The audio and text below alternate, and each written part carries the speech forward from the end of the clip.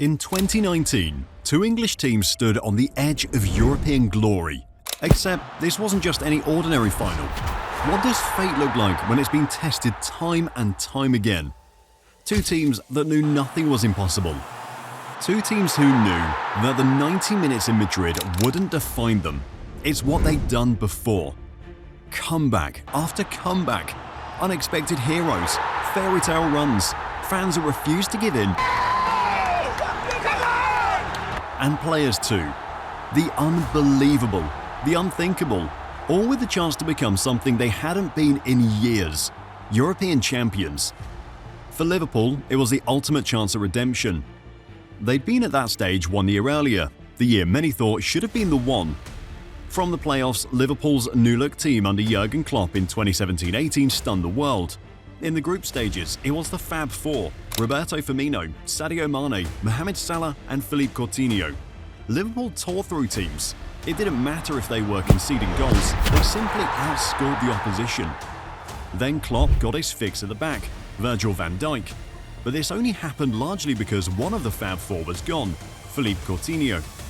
Still, Liverpool continued to impress in 2017-18. Porto fell in the round of 16, beat Man City home and away in the quarter-finals, escaped against Roma to reach a final for the first time in 11 years against Real Madrid. But ultimately, in Kyiv, it ended in heartbreak. On a night where Liverpool's attack should have stolen the headlines, it was a goalkeeping disaster class that sealed their fate, and so Liverpool and Jurgen Klopp entered the 2018-19 season knowing what they needed to do. They were on the verge of building a team. They just had one missing piece left. That summer, Alisson Becker, for a brief spell, became the most expensive goalkeeper in the world after signing from AS Roma for £67 million. Klopp added extra strength to his midfield too. He'd seen how important the positions were in previous seasons. To support the likes of Jordan Henderson and Gini Wijnaldum, Fabinho came in from AS Monaco for £39 million. Naby Keïta joined from RB Leipzig for £48 million. And Klopp also added depth to the attack by signing Xherdan Shaqiri from Stoke City for £13.5 million. Now, Liverpool had a team. Depth in multiple positions, but for the first time in years, Liverpool looked very solid at the back. But it wasn't just about Klopp's Reds. Switch the focus to the other side and Spurs had a problem. They'd become the nearly men. You see guys, under Mauricio Pochettino, Spurs had grown from becoming a feeder club to challenging the top six. In 2015-16 and 2016-17, they came within a couple of games of winning the league. But this wasn't just a lucky run. This was from years of building a project and finally seeing it work. Pochettino had built a team. Liverpool's Fab Four under Klopp, Pochettino had a dynamic quadruple he could bend in whatever way or form he wanted. Harry Kane, Heung-min Son, Dele Alli and Christian Eriksen. These four combined goals with skill, movement and unpredictability. In midfield, the two powerhouses made the team almost unplayable. Moussa Dembele and Moussa Sissoko, double trouble. Dembele was as technical as he was strong. You couldn't knock him off the ball, you couldn't get near him. Moussa Sissoko was an engine that simply didn't stop. With the experience of players like Yang Vertonghen and Toby Alderweireld at the back, Kieran Trippier at fullback, Pochettino had a system that continued to disturb the best teams not just in England, but in Europe. Twice they'd come close to winning the league, but after that, the big question? What next for Spurs? How far could they go? And so, coming into the 2018-19 season, Pochettino took a huge gamble. He didn't make any major signings. He wanted to keep the same squad, continue building the team he'd been working with on the project for years. And so for both teams, Liverpool and Spurs, the Champions League group stages would be insane. The stuff of pure quality and drama. They just didn't know it yet. You should have sensed it from match day one. Liverpool versus PSG in the opening group stage game at Anfield, huge. Liverpool raced into the lead. Daniel Sturridge put the Reds in front before James Milner converted his penalty to make it 2-0, until PSG came roaring back. Thomas Meunier pulled one just before the break to make it 2-1, and then with less than 15 minutes to play, Kylian Mbappe scored at Anfield to level the match 2-2. That should have been the end, but at home, Liverpool showed the world yet again that on their turf, at Anfield, anything is possible, and with time ticking away, substitute Roberto Firmino bagged the winner. A thriller to begin their Champions League campaign. PSG with the likes of Neymar, Kylian Mbappe, Edison Cavani and Angel Di Maria? No problem, 3-2 Liverpool. But if matchday 1 was impressive, the second matchday was a blip. Liverpool lost 1-0 to Napoli in a game where they were largely outplayed. They defended for large parts. Alisson made good saves in goal. Jose Callejon's effort was cleared off the line by Joe Gomez, and Lorenzo Insigne even hit the bar before scoring the winner in the 90th minute. Painful, but a lesson for Liverpool. To perform in the Champions League, they needed maximum concentration from start to finish. They'd win again in matchday 3, this time 4-0 against Red Star Belgrade. But on matchday 4, in the reverse fixture, arguably the biggest surprise of the round, Liverpool lost to Red Star Belgrade in the reverse fixture in Serbia, and just like that, the group was thrown wide open. Suddenly, they came into the penultimate matchday against PSG knowing they either got a result in Paris or qualification from the group wouldn't even be certain. Liverpool needed to avoid defeat, but after goals from Juan Bernal and Neymar, Liverpool's only response was a penalty from James Milner. A 2-1 defeat in Paris. Suddenly, Liverpool had gone from a statement win on matchday 1 to needing a miracle just to get out of the group heading into the final matchday. For Liverpool to qualify, they had to beat Napoli by 1-0 scoreline or by 2 clear goals if Napoli somehow scored on matchday 6 to qualify. Away goals was still a thing at the time, and with Liverpool failing to score in Naples, it was very clear. Everything was on the line on matchday 6. At Anfield, the home crowd was electric. A lot of permutations on the line for Liverpool, but after Salah scored in the 34th minute, Liverpool now had a clear path to the knockouts. They just needed to hold on. They continued to create chances too, but somehow couldn't convert. The game ticked all the way to the 90th minute, and with seconds left to play, Anfield froze. Arkadiusz Milik went one-on-one with Alisson from just 6 yards out, and Liverpool's new goalie made a stunning save to deny him. Had that gone in, Napoli would have made the knockouts, but it didn't. Liverpool hung on. Full-time, they'd qualified as runners-up behind PSG. If you think this was drama in Liverpool's group, you should have seen what Spurs had to deal with. For the second season running, Spurs were drawn into the Champions League group of death. Inter Milan, Barcelona and PSV. Many expected Inter and Barça to qualify, and so when Spurs faced Inter at the Giuseppe Meazza on matchday 1, Inter at home should have been a huge test, but Pochettino's men wanted to make a statement. They outplayed Inter for almost the entire game. Christian Eriksen's deflected effort had put Spurs in front, and for the next 85 minutes they had Inter on the ropes. But if Spurs ever needed a timely reminder of just how unforgiving the Champions League could be if they didn't take their chances, it came within minutes. Mauro Icardi and Matías Vecino both scored late goals to turn the game around for Inter, 2-1. Spurs had 0 points from a game they dominated for so long. Matchday 2 was going to be even tougher. In their temporary home at Wembley, they welcomed the 5-time champions, Barcelona. Even if they had a fully fit squad, it would have been incredibly hard against a Lionel Messi-led Barça side. But that task became almost impossible after Spurs had big players missing ahead of this one. Christian Eriksen and Dele Alli, 2 of the dynamic quadruple we mentioned earlier, were both injured. For all the talk about Barca's attack, it was Spurs who gifted them the early opener. Hugo Lloris allowed Coutinho the chance to score in just 2 minutes after kickoff, and Ivan Rakitic doubled the lead with a belter from 20 yards. 2-0 down, and it could have been 4. Messi hit the post twice, and after Harry Kane scored to give Spurs hope, Messi bagged to make it 3. Eric Lamela scored to reduce Barca's lead back to 1 again, but in the closing minutes, Messi and Suarez combined to make magic and seal a 4-2 win. A Spurs defeat at home. Matchday 3 was a classic Spurs performance. It was so Spursy. You'll find out soon enough, but first, be sure to hit that subscribe button to Football Historia for more videos like this. Spurs had gone 2-1 up in the second half away at PSV. They looked for all the world like finally sealing their first win of the campaign, but in the space of minutes, Hugo Lloris was sent off in goal for Spurs, and then PSV equalised to make it 2-2. Spurs now had 2 points from a possible 9 after the first 3 games. At this point, any hopes they had of qualification seemed done. Now, it wasn't even certain if they'd fight for third place and qualify for the Europa League. But the Champions League campaign that year wasn't normal. Heck, Spurs weren't normal, and it'll be hard to explain what happened in the following 3 games. Spurs played PSV in the reverse fixture at Wembley, and despite going a goal down early, Harry Kane scored a brace to seal a 2-1 win. Hope. Just a glimmer, but still hope. It became even better knowing that Inter had fallen to Barça. If Spurs could beat Inter at Wembley on matchday 5, they'd leapfrog the Italians into second place with just 1 game left. And that's what they did. Christian Eriksen was a difference. 1-0 Spurs. They were now in second, but the final group stage game was going to be hell.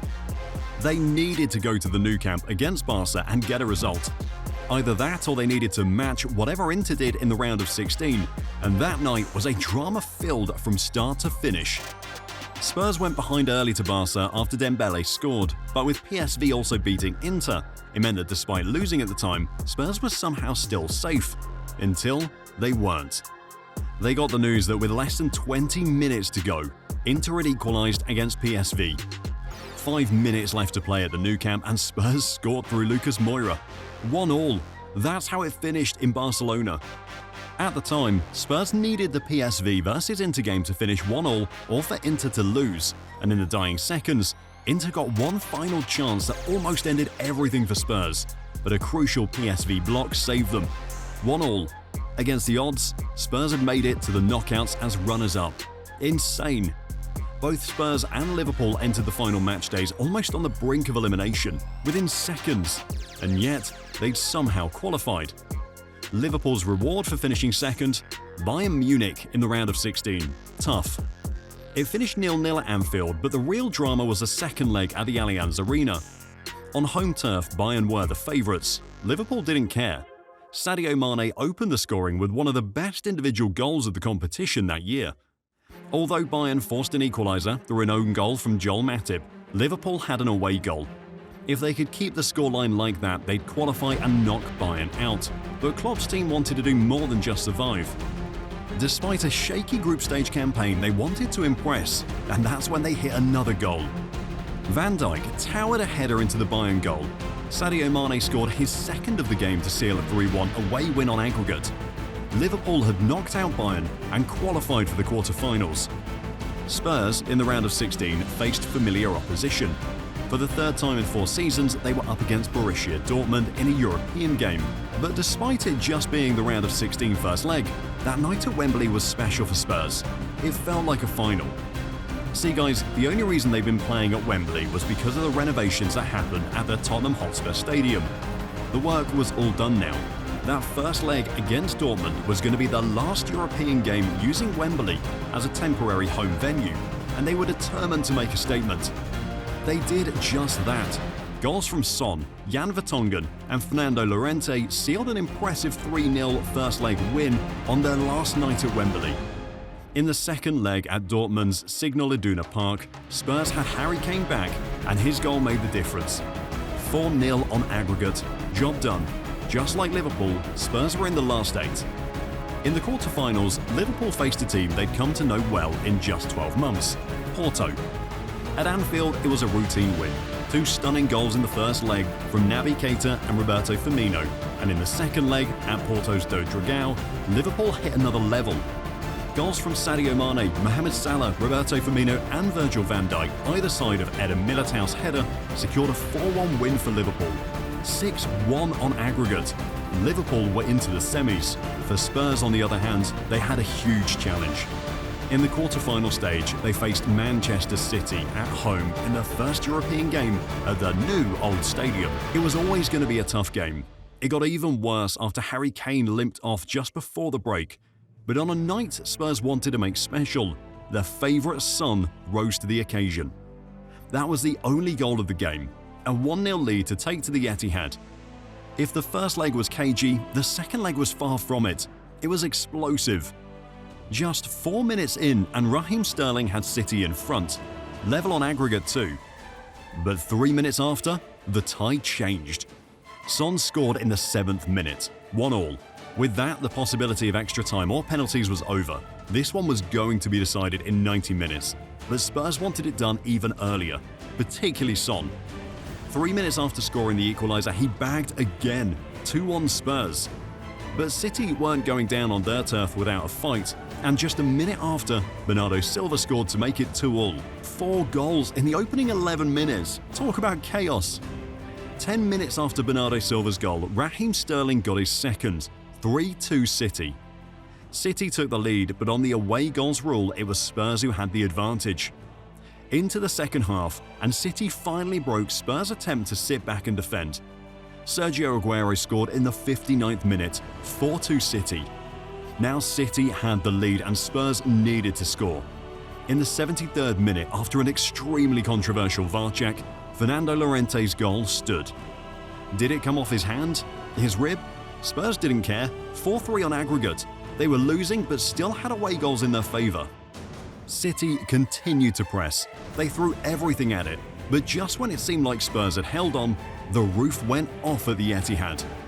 Raheem Sterling thought he'd won the tie for City, but after a VAR check, it showed that Sergio Aguero was offside.